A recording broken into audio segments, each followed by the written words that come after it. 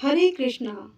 आज हम जानेंगे नरसिंह जयंती कब है, नरसिंह चतुर्थी व्रत कैसे करें, पूजा विधि, व्रत कथा और पारण का समय। बैसाख माह के शुक्ल पक्ष की चतुर्दशी तिथि को नरसिंह जयंती का पर्व मनाया जाता है। भगवान विष्णु का चौथा अवतार भगवान नरसिंह को माना जाता है। मान्यता के अनुसार भगवान नरसिंह का अवतार बैसाख माह के शुक्ल पक्ष की चतुर्दशी तिथि को हुआ था, इसीलिए इस दिन नरसिंह जयंती का पर्व मनाया जाता है।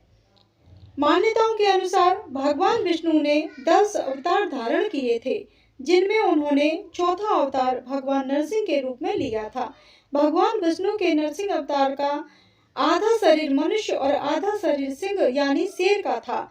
भगवान विष्णु ने नरसिंह अवतार अपने भक्त प्रहलाद की रक्षा के लिए हिरण्यकश्यपु राक्षस का वध करने के लिए लिया था। भगवान विष्णु ने नरसिंह अवतार धारण करने के उपलक्ष्य में नरसिंह जयंती मनाई जाती है। इस दिन भगवान विष्णु के नरसिंह अवतार की पूजा की जाती है और व्रत रखा जाता है। पंचांग के अनुसार इस साल बैसाख शुक्ल चतुर्दशी तिथि का आरंभ 21 मई मंगलवार को शाम 5:39 से होगा और यह तिथि अगले दिन यानी 22 मई को शाम 6:47 तक रहेगी। इस साल नरसिंह जयंती 21 मई 2024 दिन मंगलवार को मनाई जाएगी।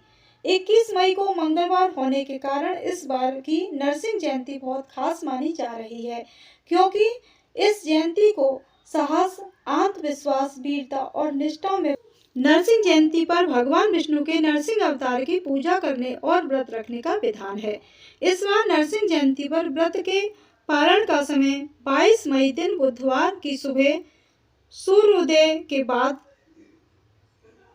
और इस बात का ध्यान रखें कि आपको व्रत का पारण दोपहर 12:18 से पहले ही कर लेना चाहिए। नरसिंह चतुर्थी व्रत कथा।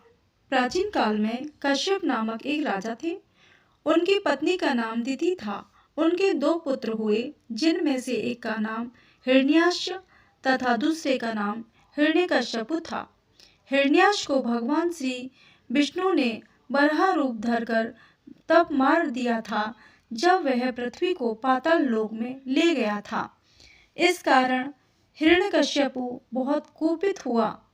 उसने भाई की मृत्यु हत्या का प्रतिशोध लेने के लिए कठिन तपस्या करके ब्रह्मा जी व शिव जी को प्रसन्न किया।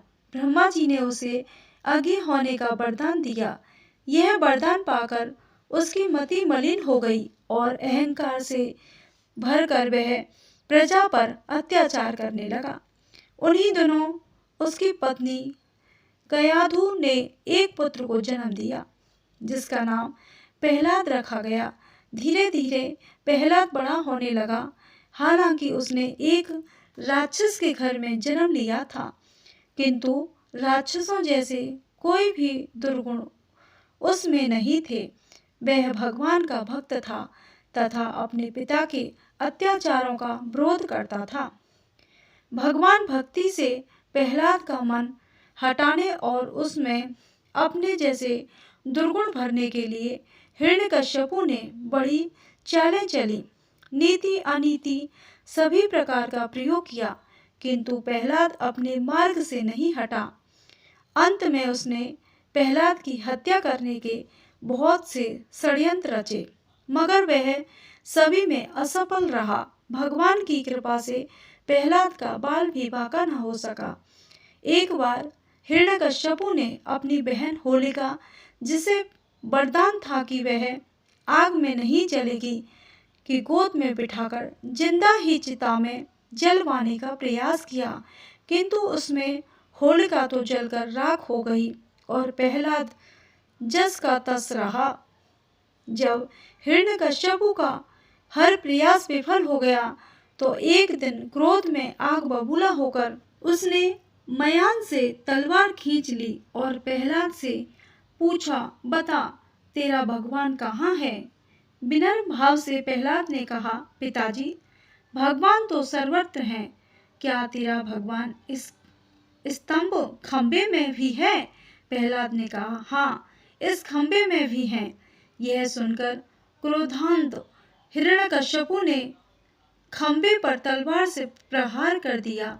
तभी खंबे को चीरकर श्री नरसिंह भगवान प्रकट हो गए और हिरण्यकश्यपु को पकड़कर उसे अपनी जांघों पर डालकर उसकी छाती अपने नाखूनों से फाड़ डाली।